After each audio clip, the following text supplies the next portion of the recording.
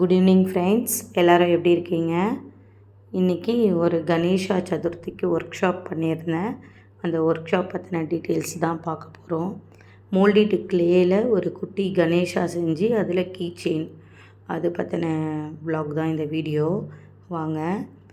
இங்கே நான் வானகரத்தில் இருக்கிற சென்ட் தாமஸ் வித்யாலயா அந்த ஸ்கூலில் தான் ஒர்க் ஷாப்புக்கு போயிருந்தேன் சாட்டர்டே. ஸோ அங்கே குழந்தைங்களாம் ரொம்ப சூப்பராக பண்ணியிருந்தாங்க. ஃபஸ்ட்டு இந்த மாதிரி மோல்டிட்டு கிளே எடுத்துக்கணும். அப்புறம் நம்ம ஃபேஸுக்கு அப்ளை பண்ணுற டால்கம் பவுடர் அதையும் எடுத்துக்கணும். ஃபைனலாக கிளே ஒர்க் முடிஞ்ச பிறகு அக்ரிலிக் பெயிண்ட் அப்ளை பண்ணணும். ஸோ அதனால் ஃபெவிக்ரில் அக்ரிலிக் பெயிண்ட்டும் நமக்கு இதுக்கு தேவை.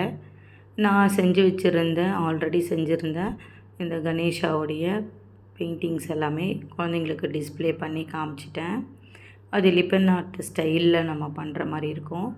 ஸோ ஃபஸ்ட்டு பவுடர் எடுத்துகிட்டு கையில் நல்லா அப்ளை பண்ணிவிட்டு அதில் அந்த பேக்கெட்டில் மோல்டிட்டு கிளேயில் சின்ன சைஸும் கிடைக்கிது நமக்கு, 25 rupees சம்திங். அதை எடுத்து அதுக்குள்ளே சாஃப்ட்னர் ஹார்ட்னர் 2 இருக்கும். அது ரெண்டுமே ஈக்குவல் பார்ட் எடுத்து பவுடர் நிறைய கையில் அப்ளை பண்ணிவிட்டு நல்லா மேஷ் பண்ணணும். உள்ளங்கையில் வச்சு நல்லா மேஷ் பண்ணும்போது நல்லா சாஃப்டாக இருக்கும்.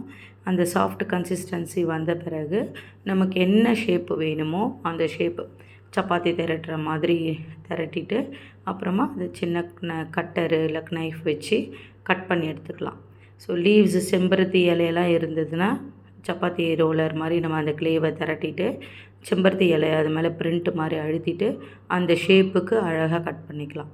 கட் பண்ணிவிட்டு அது மேலே நம்ம பட்டர்ஃப்ளை, ஃப்ளவர்ஸ், கணேஷா எது நமக்கு விருப்பமாக இருக்குதோ அது நம்ம செய்துக்கலாம்.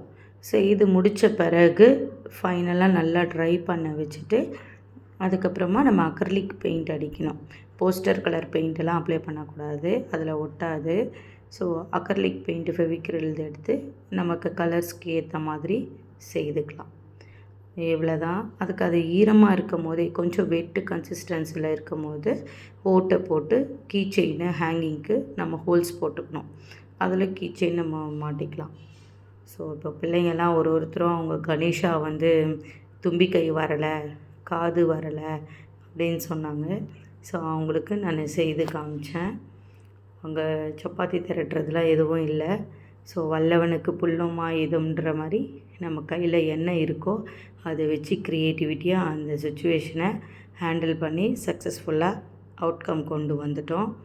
அங்கே குழந்தைங்க எல்லோரும் ரொம்ப இன்ட்ரெஸ்டாக ஜாலியாக புது விதமான எக்ஸ்பீரியன்ஸாக அவங்களுக்கு இருந்தது. ரொம்ப இன்ட்ரெஸ்டோடு அதை பர்ஃபெக்டாக பண்ணணும், காது வரலை, தும்பிக்கை வரலை அப்படின்னு சொல்லி கேட்டு சரியாக பண்ணணும் அப்படின்னு குழந்தைங்கள்லாம் ஆர்வமாக இருந்தாங்க.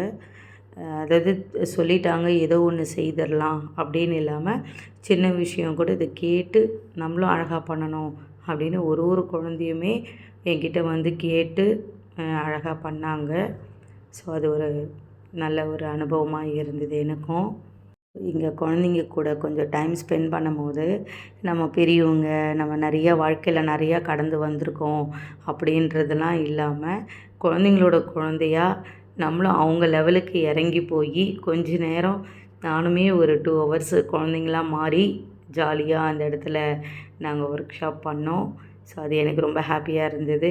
இந்த ஆப்பர்ச்சுனிட்டி கொடுத்த என்னோடய ஃப்ரெண்டு காயத்ரிக்கும், எங்கள் ஃபெவிக்ரில் டீமு, எங்கள் ஃபெவிக்ரில் கம்பெனிக்கும் தேங்க்ஸ் சொல்லிக்கிறேன்.